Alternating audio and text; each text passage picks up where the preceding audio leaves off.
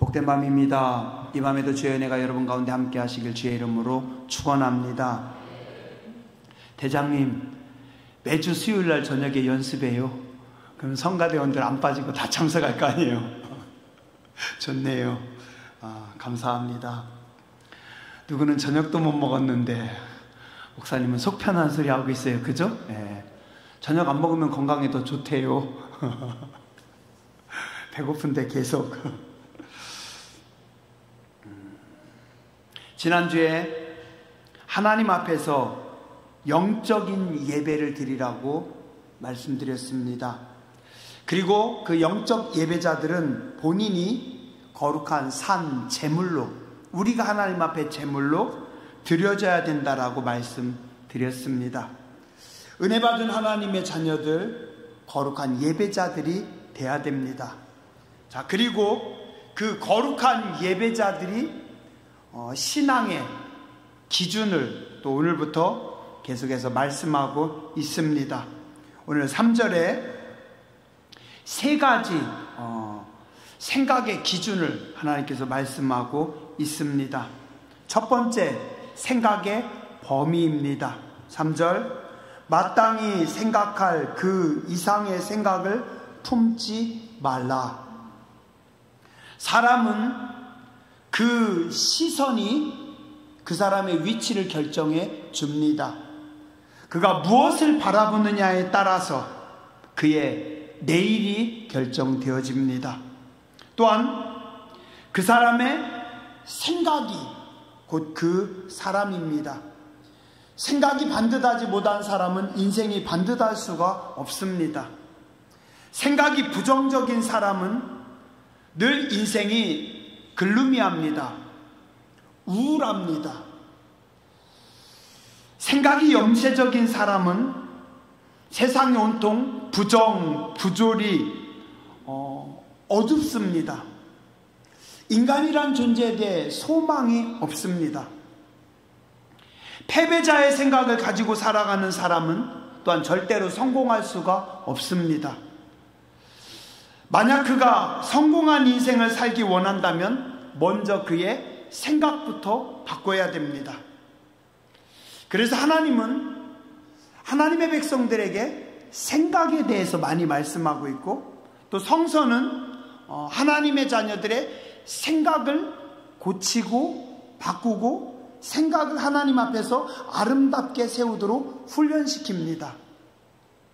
하나님은 생각이 저기 애굽 땅에 머물러 있고 노예 근성을 버리지 못하고 있는 이스라엘 백성들을 그냥 가나안 땅으로 데리고 가지 않습니다.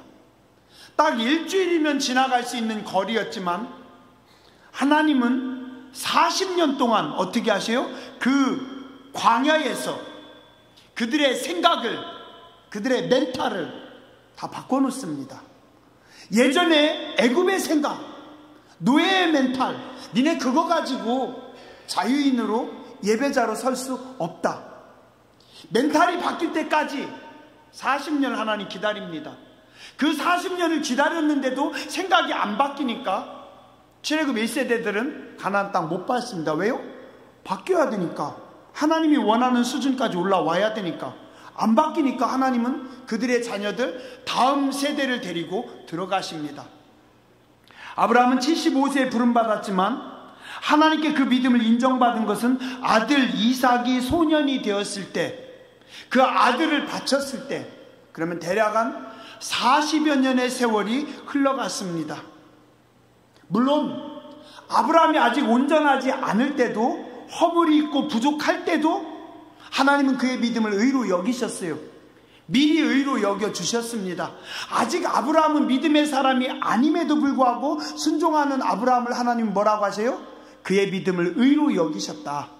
하나님이 의로 여겨주시긴 하셨지만 아직 완전하진 않아요.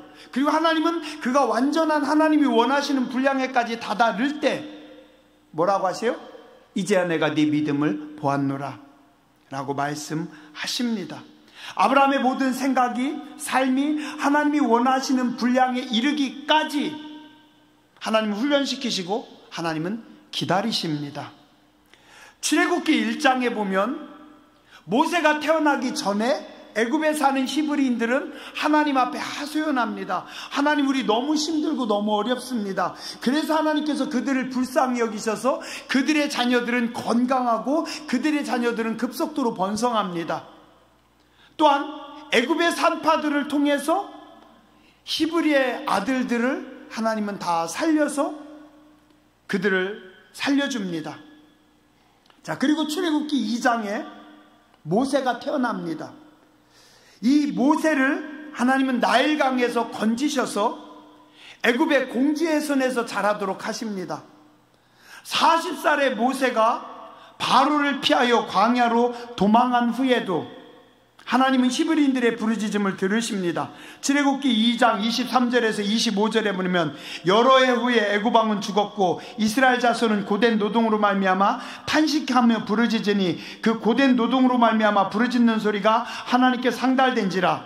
하나님이 그들의 고통 소리를 들으시고 하나님이 아브라함과 이삭과 야곱에게 세운 그의 언약을 기억하사 하나님이 이스라엘 자손을 돌보셨고 하나님이 그들을 기억하셨더라. 자, 모세가 태어나기 전에 그때도 하나님께서 그들의 소리를 들으셨어요.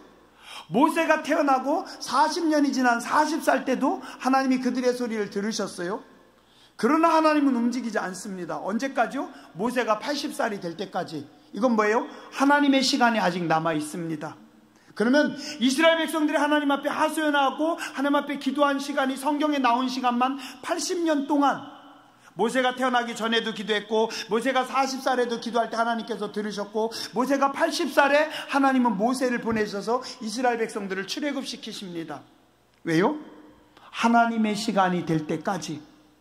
아무리 모세여도 하나님이 원하시는 분량에까지 온유한 자가 되어서 온전히 하나님의 말씀에 순종하는 하나님의 사람이 될 때까지 하나님은 훈련시키고 기다리시고, 그 모세의 온유함이 세상의 모든 지면의 모든 사람들보다 가장 완전할 때, 온유함은 말씀드렸죠. 온유함은 하나님이 다스리시고 통치하는 사람입니다. 그냥 부드러운 사람, 그냥 뭐 말 조곤조곤하는 사람이 온유함이 아니에요. 하나님이 통치하시고 하나님이 다스리시는, 모세가 그런 사람이 됐을 때 80살이 되니까 하나님 그때서 모세를 붙잡고 일하십니다. 하나님은 절대로 준비되지 않은 자들을 축복하지 않으시고 하나님은 준비되지 않은 사람은 쓰지 않습니다. 아브라함이 그랬고 이삭이 그랬고 야곱이 하나님이 쓰시기에 완전한 사람 될 때까지 기다리십니다. 요셉도 준비가 되었을 때 쓰십니다. 사무엘도 그랬고 다윗도 그렇고 어느 누구도 준비되지 않았는데 하나님께서 그냥 쓰시거나 준비되지 않은 자에게 복을 부어주시지 않습니다. 왜요? 준비되지 않은 자에게 복을 주면 그건 그 사람에게 재앙입니다. 준비되지 않은 사람에게 복을 줘봐요.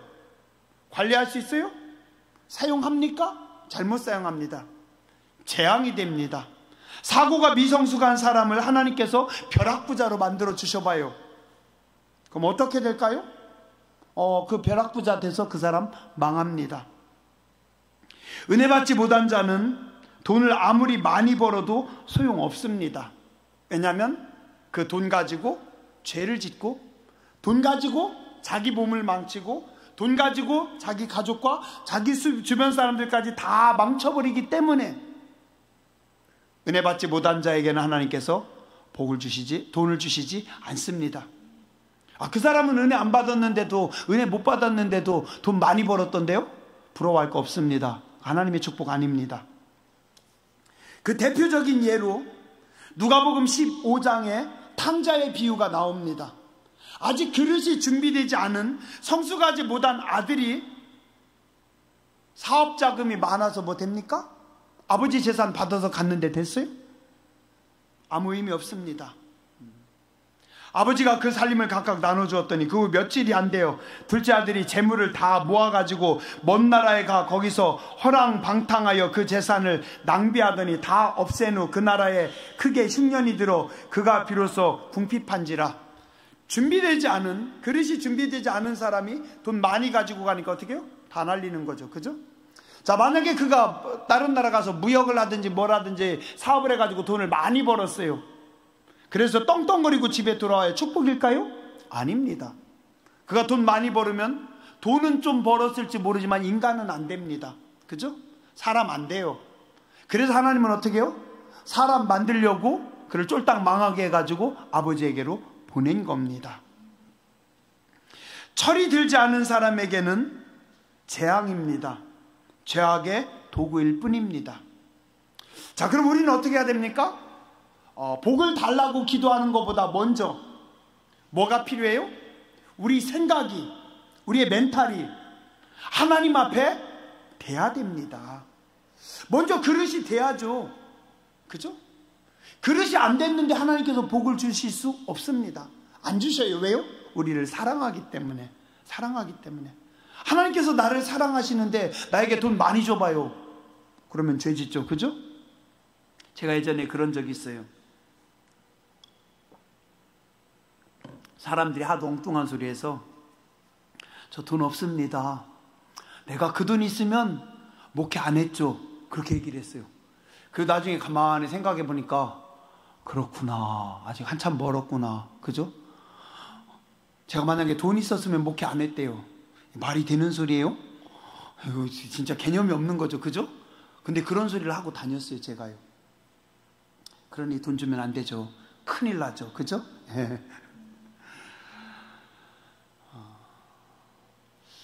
하나님께 뭔가 달라고만 요구하지 마시고 여러분들이 스스로 돌아보세요.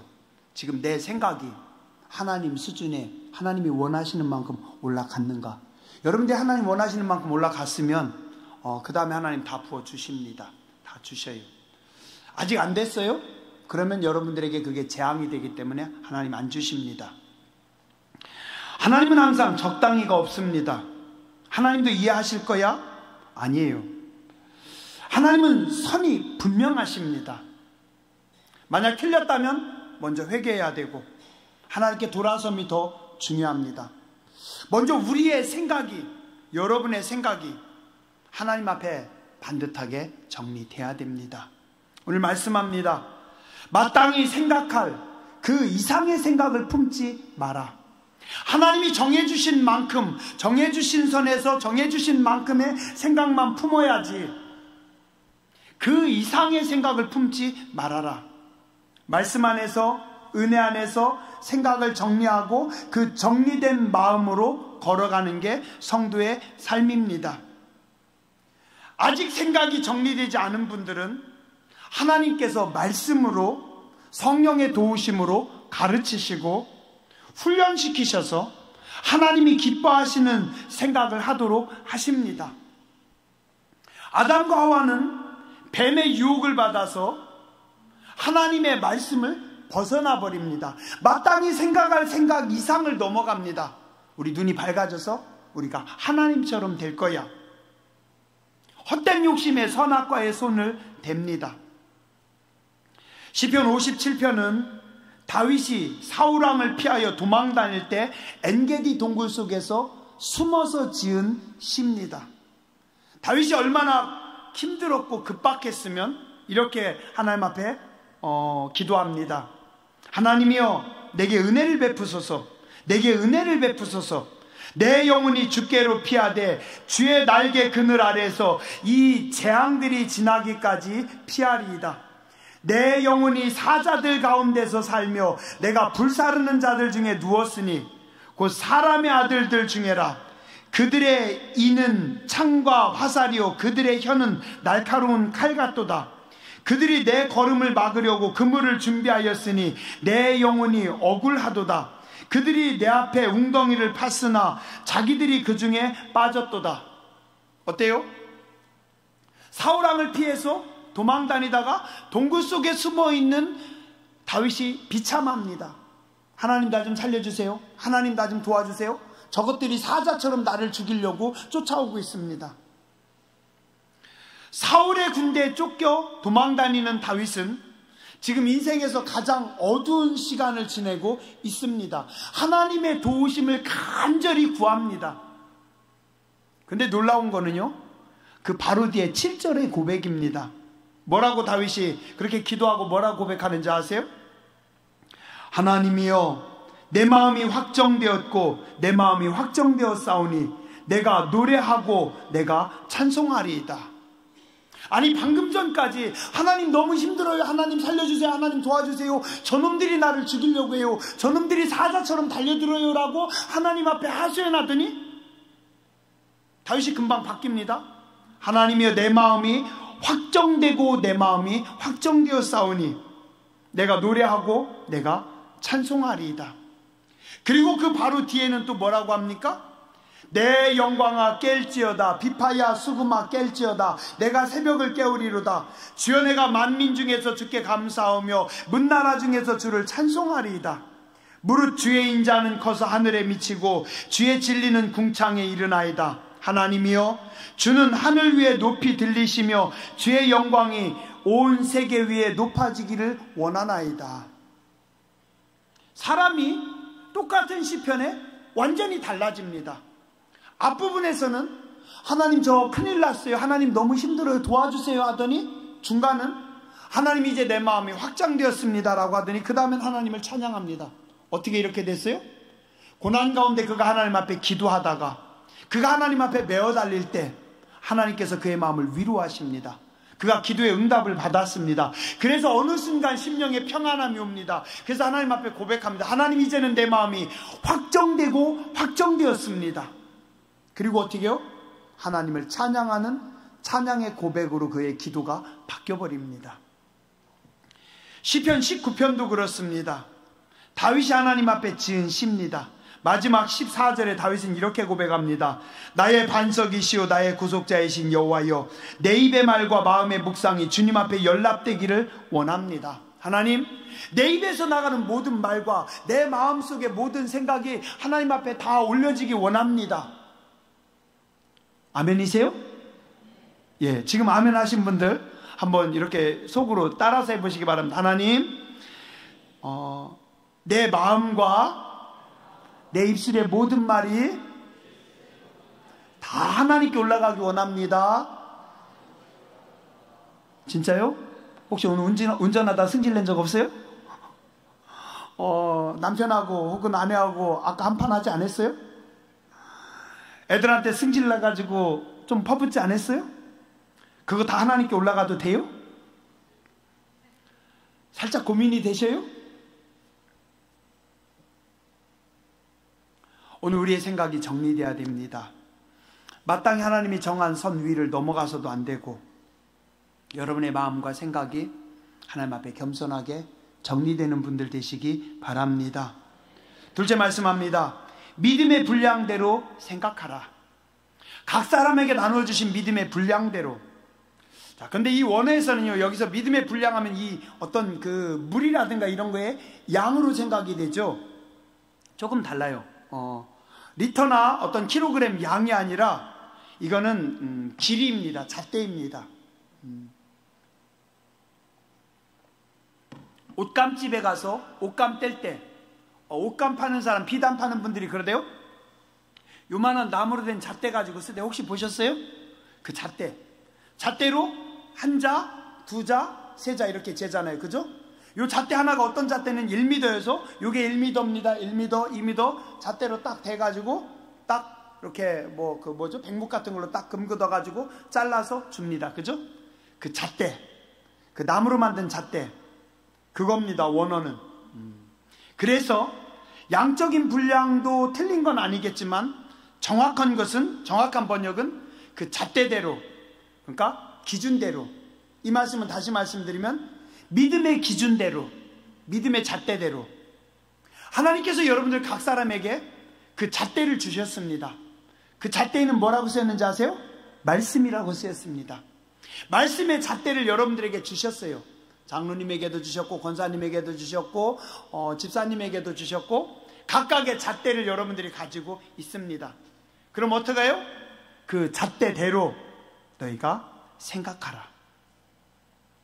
우리 로마서 1장부터 11장까지 성경에 구원의 진리에 대해서, 믿음에 대해서, 의에 대해서 잘 정리해 줬습니다. 그리고 그 기준대로 너희가 생각하라고 말씀합니다. 여러분들이 뭔가를 생각할 때, 사업을 계획할 때, 혹은 며느리를 얻을 때, 뭔가를 할 때 성서의 말씀을 기준으로 생각하라는 겁니다.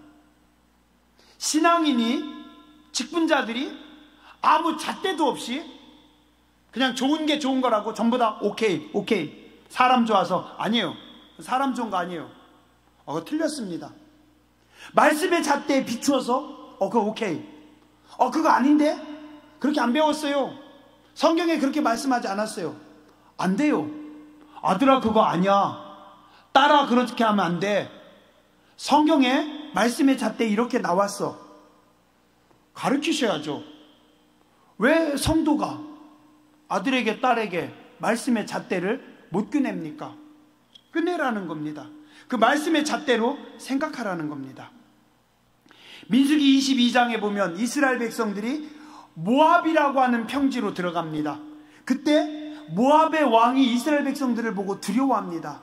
어떻게 할까? 그리고 이스라엘 백성들을 깨뜨릴 계략을 짭니다. 그 계략이 뭐냐면 그 지역에 발람이라고 하는 위대한 하나님의 선지자가 있었어요. 하나님의 음성을 듣는 선지자였습니다. 자, 그 발람을 불러다가 저 이스라엘 백성들을 저주하자. 그래서 발람 선지자를 통해서 이스라엘 백성들을 저주하면 저들은 망할 것이고, 그럼 우리가 이길 것이다. 모압의 왕이 생각했어요. 그리고 신하들에게 많은 돈을 가지고 고위급 신하들을 발람에게 보냅니다. 발람에게 부탁을 해요. 발람 선지자가 그들에게 이야기합니다. 우리 집에서 오늘 하룻밤 주무세요. 내가 오늘 저녁에 하나님께 물어볼게요. 그날 밤에 발람 선지자가 하나님 앞에 기도합니다. 그 밤에 하나님께서 말씀하십니다. 민수기 22장 12절, 하나님이 발람에게 이르시되 너는 그들과 함께 가지도 말며 그 백성을 저주하지도 말라. 그들은 복을 받은 자들이니라. 이스라엘 백성들은 복 받은 자들이니까 너는 그들을 따라서 모압 왕에게 가서 저주하지 말아라고 이야기해요. 그 다음날 발람이 대답합니다. 하나님께서 가지 말라고 했어요. 그래서 돌려보냅니다. 모압 왕이 어떻게 했을까요?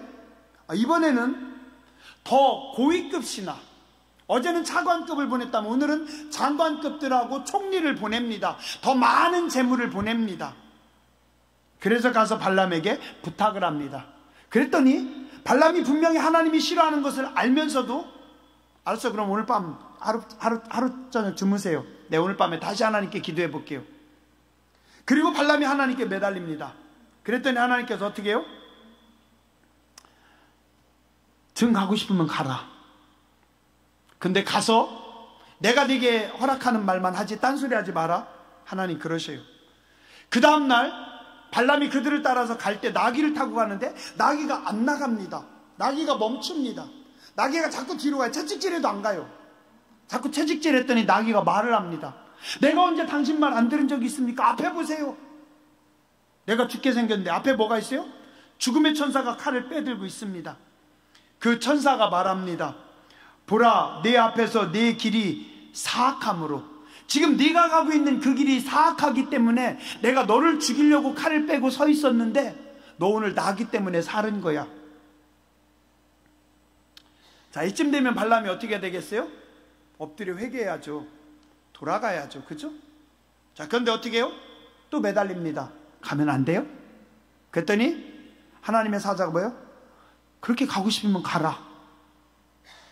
그래서 발람이 끝내 따라갑니다. 왜요? 돈 때문에. 아마도 왕이 몇십억 줬겠죠? 아파트 몇 채 값을 줬든지, 땅 500마지기를 줬는지 1000마지기를 줬는지 모르겠지만,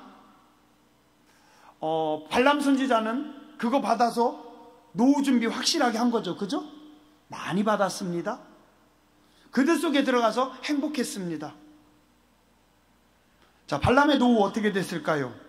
민수기 31장 7절 8절, 이스라엘 백성들이 여호와께서 모세에게 명령하신 대로 미디안을 쳐서 남자를 다 죽였고 그 죽인 자 외에 미디안의 5 왕을 죽였으니 미디안의 왕들은 에위와 레겜과 스루와 후루와 레바이며 또 부울의 아들 발람을 칼로 죽였더라. 그들 속에서 돈 많이 받아가지고 행복했던 발람을 이스라엘 백성들이 그 민족을 다 치면서 발람을 죽입니다. 결국 어떻게 했어요? 하나님의 뜻이 아님을 알면서도 하나님의 말씀과 상관없이 그 돈 때문에, 그 세상 권력 때문에 그것 쫓아가다가 결국은 다 망한 겁니다. 우리는 믿음의 분량대로, 말씀의 잣대로 살아야 됩니다. 말씀과 상관없이 내 멋대로 살면서 하나님의 복을 달라고 기도하면 모순입니다. 말씀 없는 악한 분들이 열심히 거짓말을 했는데 거기 하늘이 열려요? 그럴 일 없습니다. 우리는 어떻게 해야 돼요? 믿음의 분량대로, 말씀의 잣대로. 오늘 여러분들이 한번 돌아보시기 바랍니다. 하나님께서 나에게 주신 말씀의 잣대가 뭘까? 하나님께서 요즘 나에게 주신 말씀의 잣대, 하나님께서 여러분들에게 말씀하시고 있는 그 기준이 뭘까? 나 지금 그 기준대로 살고 있는가? 돌아보시기 바랍니다. 마지막으로 성경은 말씀합니다. 지혜롭게 생각하라. 오늘 말씀 3절에 각 사람에게 나눠주신 믿음의 분량대로 지혜롭게 생각하라. 어떻게 생각하라고요? 지혜롭게 생각하라. 사울이 왕입니다. 다윗은 도망자입니다. 사울의 군대가 다윗을 쫓아다녀서 다윗은 하루하루가 위기입니다. 근데 놀라운 게 성경에 뭐라고 기록하냐면 쫓아다니는 사울왕이 다윗을 두려워한대요. 왕이 도망자를 쫓아다니면서 그 도망자 다윗을 두려워합니다. 이유가 뭘까요? 저 다윗은 모든 일을 지혜롭게 하기 때문에. 지혜롭게. 성경에 우리 번역 성경에 다윗이 지혜롭게 했다는 말씀이 5번이나 나옵니다. 사무엘상 18장 5절 다윗은 사울이 보내는 곳마다 가서 지혜롭게 행하매 사울이 그를 군대 장으로 삼았더니 온 백성이 합당히 여기고 사울의 신하들도 합당히 여겼더라. 사무엘상 18장 14절 다윗이 그의 모든 일을 지혜롭게 행하니라. 여호와께서 그와 함께 계시니라. 사무엘상 18장 15절 사울은 다윗이 크게 지혜롭게 행함을 보고 그를 두려워하였으나. 사무엘상 18장 30절 블레셋 사람들의 방백들이 싸우러 나오면 그들이 나올 때마다 다윗이 사울의 모든 신하보다 더 지혜롭게 행하매 이에 그의 이름이 심히 귀하게 되니라. 사무엘상 23장 22절 어떤 사람이 내게 말하기를 그는 심히 지혜롭게 행동한다 하나니 너희는 가서 더 자세히 살펴서 그가 어디에 숨었으며 누가 거기서 그를 보았는지 알아보라. 다윗은 어때요? 모든 일에 지혜롭게 행했다고 합니다. 지혜롭게. 군대를 통솔해서 나갈 때도 지혜롭게 했고, 도망 다닐 때도 지혜롭게 했고, 전쟁을 할 때도 지혜롭게 했고. 그래서 왕이 다윗을 보면서 두렵습니다. 너무 지혜로워요. 하는 모든 일들이 어쩌면 저렇게 탁월한지 모르겠어요. 자, 그럼 다윗은 어떻게 해서 이렇게 지혜로울 수 있었을까요? 다윗은 무엇 때문에 이렇게 지혜로웠을까요? 태어날 때부터 천재였나요? 사실 다윗은 머리도 좋았던 것 같아요. 그렇지만 단순히 머리만 좋았던 건 아닙니다. 답은 하나입니다. 뭐예요? 성령 충만했기 때문입니다. 성령 충만한 사람은 지혜롭습니다. 왜요? 성령님께서 가르쳐 주시기 때문입니다. 로마서 8장 26절 27절 이와 같이 성령도 우리 연약함을 도우시나니 우리가 마땅히 빌 바를 알지 못하나 오직 성령이 말할 수 없는 탄식으로 우리를 위하여 친히 간구하시느니라. 마음을 감찰하시는 이가 성령의 생각을 아시나니 이는 성령이 하나님의 뜻대로 성도를 위하여 간구하심이니라. 성령님께서 가르쳐 주십니다. 사람들을 만나면 성령님께서 말씀해 주십니다. 어떤 일을 들을 때 그 말하는 사람이 말함이 거짓인지 진짜인지 성령님께서 가르쳐 주십니다. 어떤 사람은 조심하라고 가르쳐 주십니다. 어떤 부분은 피하라고 가르쳐 주십니다. 내가 이렇게 가고 있었고 이렇게 하고 있었는데 성령님께서 아니 그거 아니야. 성령님께서 돌려주십니다.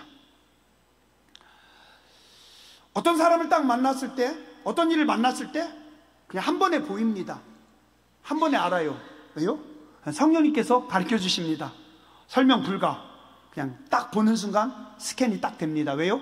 성령님께서 스캔하시거든요. 스캔하셔서 그냥 가슴에다가 주십니다. 예, 물론 성령 충만한 분들에게 저는 늘 성령 충만하지 못해서 어떤 때는 잘 가르쳐 주시는데 어떤 때는 잘 모르겠어요. 그러나 성령 충만한 사람들은 하나님께서 계시하십니다. 답이 없어요. 막막해요. 어떤 분이 어떤 현재 상황을 이야기합니다. 저 지금 요즘 이래요 듣고 있어요. 답 없어요. 막막해요. 성령님 어떻게 하죠? 듣다 보면 성령님께서 가르쳐 주십니다. 아주 섬세하게 말씀하십니다. 성령님은 예민하십니다. 지혜롭게 생각하세요? 생각하고 싶으세요? 지혜롭게 행동하고 싶으세요? 말씀을 보세요. 그리고 기도하세요. 성령님 사모하세요. 자꾸 성령님께 맡기세요. 자꾸 물으세요. 한번 따라서 하시죠. 성령님 어떻게 할까요? 성령님 어떻게 했으면 좋겠어요? 성령님 도와주세요. 성령님 우리 아들은 답이 없는 것 같아요. 성령님 어떻게 해요? 답이 없어요. 진짜라니까요. 성령님께 맡기세요. 또 성령님의 세미한 음성에 자꾸 순종해 보세요. 새벽에 여러분들이 기도할 때 성령님 말씀하시잖아요. 그 음성에 순종해야 돼요.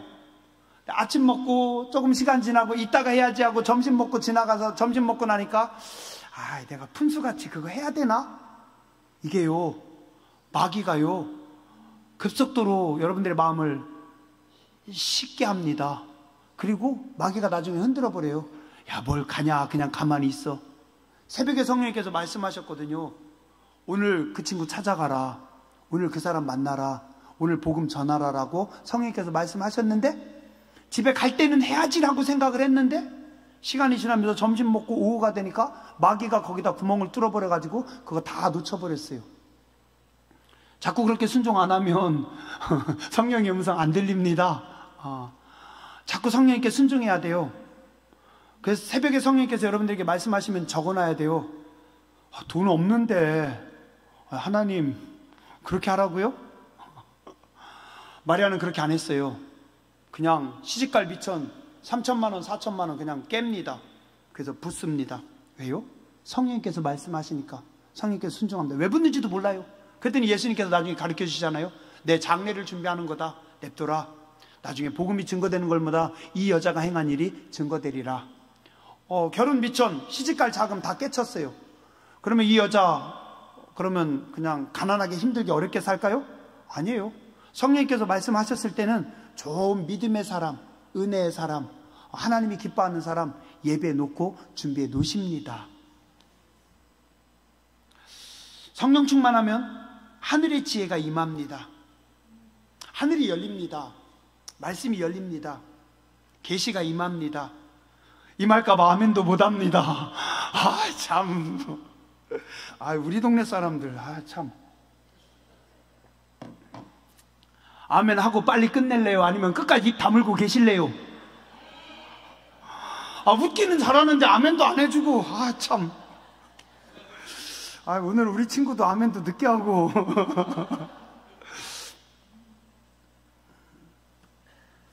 성령이 임하면 지혜로워져요. 공부 많이 해야 지혜로운 거 아니에요. IQ 높아야 지혜롭지 않아요. 기도 많이 하는 사람들이 지혜롭습니다. 하나님께서 연계를 여셔요. 하나님께서 말씀하셔요. 기도 많이 하는 사람들이 잘못 가면 하나님께서 가르쳐 주셔요. 예전에 말씀드렸잖아요. 어떤 할머니 권사님, 지가 뭘 알가니요? 그런데 성령님께서 늘 그분과 동행하셨어요. 그분은 연계가 열려 있었어요. 그래서 다 보고 다 알고 있었어요. 그냥 모른 척 한 것뿐입니다. 한글 몰라도 돼요. 학교 안 나와도 돼요.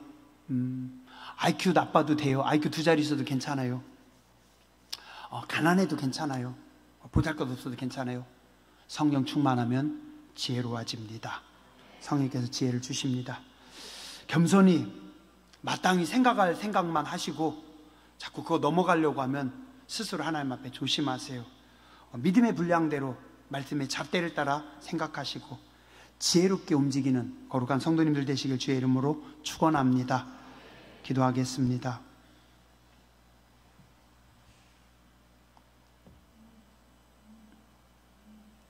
우리는 마땅히 빌 바를 알지 못하나 우리 속에서 말할 수 없는 탄식으로 우리를 위하여 친히 간구하시는 거룩하신 보혜사 성령님, 저희가 사모합니다. 저희를 불쌍히 여겨 주시옵소서. 저희 죄가 많습니다. 저희 실수도 많습니다. 입술도 거칩니다. 생각도 다듬어지지 않을 때 너무나 많이 있습니다. 용서해 주시고 계시하여 주시고 가르쳐 주시고 훈련시켜 주시고 하나님 은혜를 따라 믿음의 분량대로 마땅히 하나님께서 정한 선 안에서 지혜롭게 살아가는 복된 백성들 되게 하여 주시옵소서. 다윗의 모든 움직임 속에 동행하셨고 지혜롭게 하신 하나님, 요셉의 모든 삶 속에 동행하시며 하늘의 지혜를 허락하신 하나님, 오늘 예배하는 주의 거룩한 백성들에게 하늘의 지혜를 허락하여 주시옵소서. 우리의 자녀들, 우리의 다음 세대에 하늘의 지혜를 허락하여 주시고 성령의 감동하심 따라, 성령의 인도하심 따라 성령님과 동행하는 거룩한 백성들 되게 하여 주시옵소서. 존귀하신 주님, 예수님 이름으로 감사하며 간절히 기도드렸습니다. 아멘.